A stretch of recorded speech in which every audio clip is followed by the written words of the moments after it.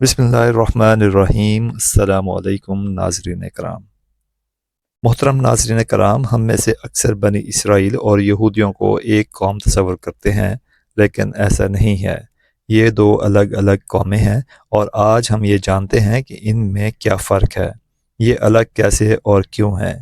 یہ تو ہم سب کو معلوم ہی ہوگا کہ اسرائیل اور دنیا کے مختلف کونوں میں آباد عبرانی قوم کو بنی اسرائیل کہا جاتا ہے، اور انہیں بنی اسرائیل اس لیے کہا جاتا ہے کیونکہ یہ حضرت یعقوب کی اولاد ہیں۔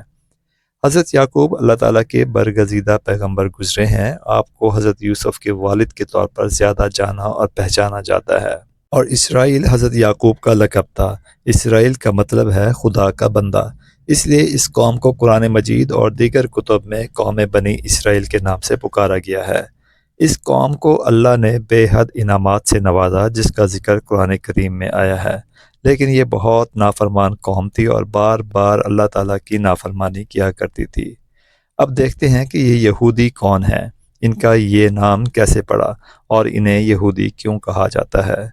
یہ بات آج سے 4000 سال پہلے کی ہے، جب عراق کے بادشاہ نمرود نے حضرت ابراہیم اور ان کے ماننے والوں کو بہت ستایا، تو اللہ تعالیٰ کے حکم سے مشرق وسطیٰ کے علاقے کنعان کی طرف ہجرت فرمائی، اور اسے آج کے دور میں فلسطین اور اسرائیل کہتے ہیں۔ حضرت ابراہیم کو اللہ تعالیٰ نے بہت بڑی بڑی آزمائشوں میں کئی بار ڈالا، لیکن اللہ کے فضل و کرم سے آپ ہر آزمائش میں کامیاب رہے، تو اللہ تعالیٰ نے آپ کو انعام کے طور پر یہ خوشخبری سنائی کہ آپ کو اور آپ کی اولاد کو دنیا کی امامت کا فریضہ سونپا جائے گا۔ یہ بات قرآن مجید کے علاوہ تورات میں بھی لکھی ہوئی ہے، اور اسی وجہ سے یہودی پوری دنیا پر حکمرانی کرنے کا دعویٰ کرتے ہیں۔ اگرچہ ان کی تعداد کم ہے، پھر بھی یہ خود کو حاکم سمجھتے ہیں، کیونکہ یہ حضرت ابراہیم کے بیٹے حضرت اسحاق کی اولاد سے ہیں۔ یہ پوری دنیا پر حاکم ہونے کا دعویٰ اسی لیے کرتے ہیں کیونکہ یہ ان کا مذہبی عقیدہ بھی ہے۔ مگر حاکم ہونے کا دعویٰ کرتے وقت یہ لوگ یہ بات بھول جاتے ہیں کہ حضرت ابراہیم کے ایک اور بیٹے بھی تھے جو حضرت اسحاق سے بڑے تھے، یعنی حضرت اسماعیل۔ اور مشرق وسطیٰ میں ہی آباد قوم عرب حضرت اسماعیل کی اولاد ہونے کا دعویٰ کرتی ہے۔ قوم یہود حضرت اسماعیل کو تو حضرت ابراہیم کا بیٹا تسلیم کرتے ہیں، مگر حضرت اسماعیل کی اولاد کو آل ابراہیم نہیں مانتے۔ یہود کہتے ہیں کہ بس صرف ہم ہی حضرت ابراہیم کے جانشین ہیں اور اس کے علاوہ کوئی نہیں، اور دنیا کی امامت کا وعدہ بھی بس ہمارے لیے ہی کیا گیا ہے۔ حضرت اسحاق کے بیٹے حضرت یعقوب اور پھر حضرت یعقوب کے 12 بیٹوں کی اولاد بنی یعقوب یا بنی اسرائیل کہلائی۔ قرآن کریم میں کئی مقامات پر اس بات کا ذکر ملتا ہے کہ بنی اسرائیل نے وعدہ شکنی کی، انبیاء کو جھٹلایا اور اللہ تعالیٰ کی نافرمانی کی، اور اس بات پر ان کو کئی مقامات پر لعنت و ملامت بھی کی گئی۔ چنانچہ قرآن کریم میں ارشاد باری تعالیٰ ہے کہ جب ابراہیم کو اس کے رب نے کئی باتوں میں آزمایا تو اس نے انہیں پورا کر دیا۔ فرمایا، بے شک میں تمہیں سب لوگوں کا پیشوا بنا دوں گا۔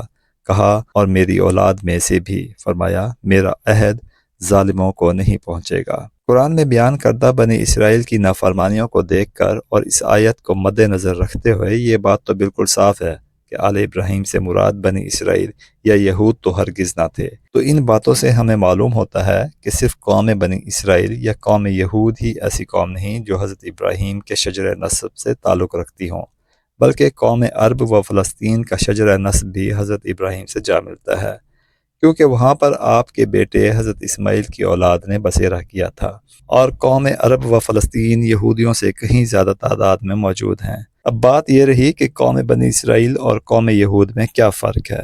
تو جیسا کہ پہلے بتایا جا چکا ہے کہ اسرائیل حضرت یعقوب کا لقب تھا۔ اللہ نے اپنی رحمت سے آپ کو 12 بیٹے عطا کیے، جن میں سب سے زیادہ مشہور اور قابل والد کی آنکھوں کا تارا حضرت یوسف تھے۔ حضرت یوسف کو ان کی بھائیوں کے حسد نے حسد کی وجہ سے کنویں میں ڈال دیا تھا۔ آپ کو بعد میں ایک قافلے نے کنویں سے نکالا اور غلام بنا کر مصر کے بازاروں میں بیچ دیا، جہاں اللہ نے اپنے فضل و کرم سے آپ کو بادشاہ بنا دیا۔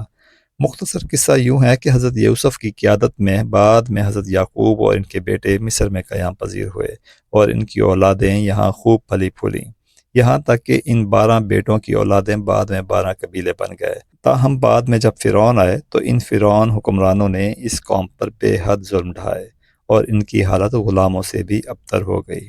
پھر اللہ تعالیٰ کے حکم سے حضرت موسیٰ کی قیادت میں یہ 12 قبیلے مصر چھوڑ کر نکلے، اور اللہ کی مسلسل نافرمانی کرنے کی وجہ سے 40 سال تک صحراؤں اور جنگلوں میں بھٹکتے رہے۔ پھر بعد میں دوبارہ سرزمین فلسطین پر آباد ہو گئے۔ کئی سو سال بعد اللہ تعالیٰ نے حضرت داؤد اور ان کے بیٹے حضرت سلیمان کو ایک وسیع و عریض سلطنت سے نوازا۔ یہ وہ وقت تھا جب یہ 12 قبیلے ایک ساتھ رہتے تھے اور یہ پوری قوم بنی اسرائیل کہلاتی تھی۔ حضرت داؤد اور ان کے بیٹے حضرت سلیمان کا تعلق حضرت یعقوب کے بیٹے یہودا کے قبیلے سے تھا، اس لیے اس قبیلے کو آل یہود یا یہودا کہتے تھے۔ تاہم حضرت سلیمان کے بیٹے ایک نااہل بادشاہ ثابت ہوئے جو ان 12 قبیلوں کو اکٹھا نہ رکھ سکے۔ نتیجہ یہ نکلا کہ 10 قبیلوں نے حکمران قبیلے یعنی آل یہود سے بغاوت کر دی اور ریاست کے شمال میں اپنا ایک الگ ملک بنا لیا جو اسرائیل کہلایا، اور جنوبی ریاست جودھیا یا یہودا کہلائی جانے لگی جو آل یہود نامی قبیلے کے زیر تسلط تھی۔ بنیامین نامی اسرائیلی قبیلہ بھی اسی میں ضم ہو گیا۔ کچھ عرصے کے بعد شمالی حملہ آوروں نے ملک بنی اسرائیل پر حملہ کر دیا اور اس ملک کو بھی صفحہ ہستی سے مٹا دیا۔ قوم بنی اسرائیل کے 10 قبیلے اپنی جان بچا کر دنیا کے مختلف حصوں میں روپوش ہو گئے، جن کے بارے میں آج تک کوئی بھی سراغ نہ مل سکا کہ یہ کہاں گئے اور کہاں آباد ہوئے۔ اب دنیا میں جتنے بھی عبرانی موجود ہیں یہ سب کے سب آل یہود ہیں، جبکہ قوم بنی اسرائیل کے 10 قبیلے آج تک گمشدہ رہے۔ ہندوستان، پاکستان اور ایران، عراق میں موجود بہت سی قومیں قوم بنی اسرائیل ہونے کا دعویٰ تو کرتی ہیں، مگر ان کے دعووں کے پیچھے کوئی مستند شواہد موجود نہ ہیں جن سے یقینی طور پر یہ کہا جا سکے کہ واقعی یہ قوم بنی اسرائیل ہے۔ اہل یہود کے بارے میں ایک نظریہ یہ بھی پایا جاتا ہے کہ حضرت موسیٰ سے پہلے تک یہود نام کا کوئی لفظ موجود نہ تھا۔ جب حضرت موسیٰ کوہ طور پر تشریف لے گئے اور آپ کی قوم نے آپ کے پیچھے بچڑے کو معبود بنا لیا، پھر جب آپ واپس آئے اور آپ کی سرزنش کرنے پر جن لوگوں نے توبہ کی تو انہیں یہودا کہا گیا، کیونکہ اس لفظ کا مطلب ہے توبہ کرنے والے لوگ۔ تاہم مسلمانوں اور یہود و نصارہ کے نزدیک پہلا نظریہ یعنی یہودی حضرت یعقوب کے بیٹوں میں سے یہودا کی اولاد ہے۔ قوم یہود اور قوم بنی اسرائیل کو اللہ تعالیٰ نے بھی قرآن مجید میں الگ الگ ناموں سے پکارا ہے، جس سے یہ ظاہر ہوتا ہے کہ یہ دونوں الگ الگ جماعتیں ہیں۔ یعنی جہاں قرآن پاک میں بنی اسرائیل کا لفظ آئے تو اس سے مراد حضرت یعقوب کے 12 بیٹوں کی اولاد ہے، لیکن جب یہود کا ذکر آئے تو اس سے مراد حضرت یعقوب کے بیٹے یہودا کی اولاد ہے، جس نے حضرت موسیٰ علیہ السلام کے کوہ طور پر جانے کے بعد بچڑے کی پوجا شروع کر دی، اور جب حضرت موسیٰ نے واپس آ کر ان کی سرزنش کی تو انہوں نے توبہ کی۔ اس کی دلیل یہ آیت ہے جس میں حضرت عزیر کا قصہ ہے جو کہ حضرت موسیٰ کی بعثت کے بعد پیش آیا۔ اس لیے اللہ نے یہاں بنی اسرائیل کہہ کر مخاطب کرنے کی بجائے یہود کہہ کر مخاطب کیا، فرمایا اور یہودیوں نے کہا عزیر اللہ کا بیٹا ہے۔